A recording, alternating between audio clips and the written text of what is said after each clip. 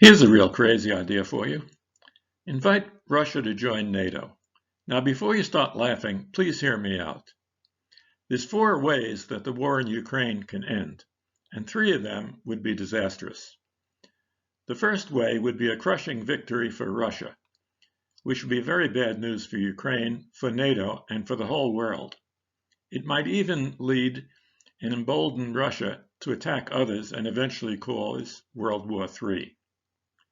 A crushing victory for Ukraine, in which it recovered all its eastern territory, including Crimea, would be a good way to end the war for Ukraine, but probably not for the world.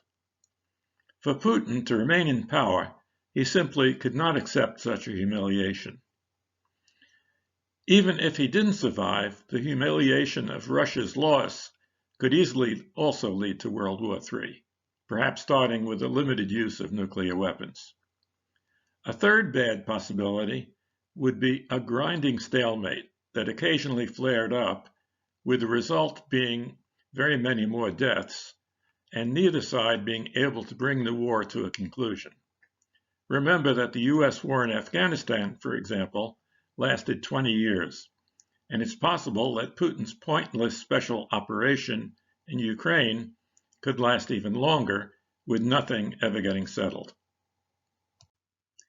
While there are 3 bad endings of the war, there is one good one that takes a little imagination to see.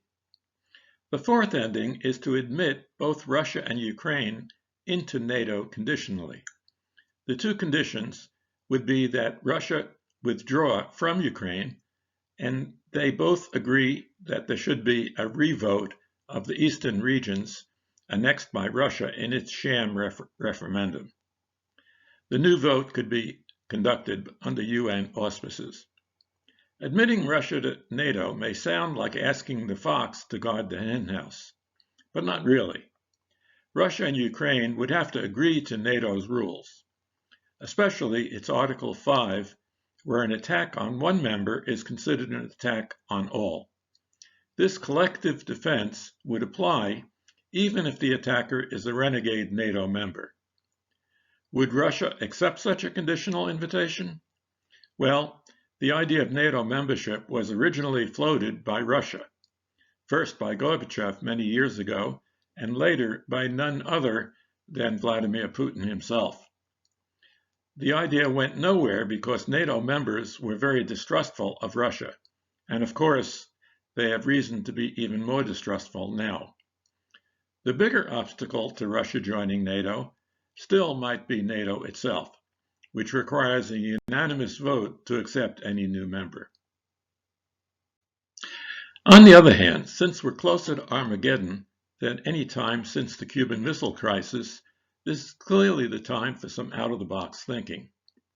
There is a simple fix for the problem of the fox guarding the henhouse, namely amend the NATO Charter to allow any member to be expelled from the alliance by a majority vote of all other members. Should Russia and Ukraine settle their differences in the way previously described, the new NATO, with Russia and Ukraine as members, could serve as a model for the rest of the world of a collective defense organization. Essentially, it would become a UN with teeth. Maybe eventually other nations, including some in Asia, could join NATO.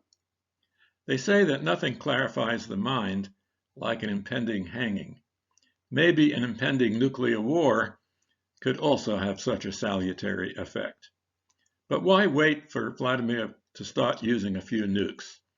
Biden should invite Russia and Ukraine to join NATO, conditioned on a withdrawal by Russia from Ukraine and a revote of the people in the regions that it had annexed. Well, that's my pitch. Now, if only someone out there would be kind enough to bring it to Biden's attention before Putin, in his desperate attempt not to lose the war, drops a nuke or 2. In the meantime, the West has no choice but to continue to resist Russian aggression despite Putin's saber-rattling and his terrorist actions against civilians. By the way, there's many other flashpoints for nuclear war besides Ukraine.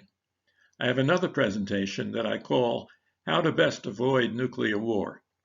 My solution for preventing nuclear war is different from the usual one, which claims that the risk can only be eliminated if we ban all nukes.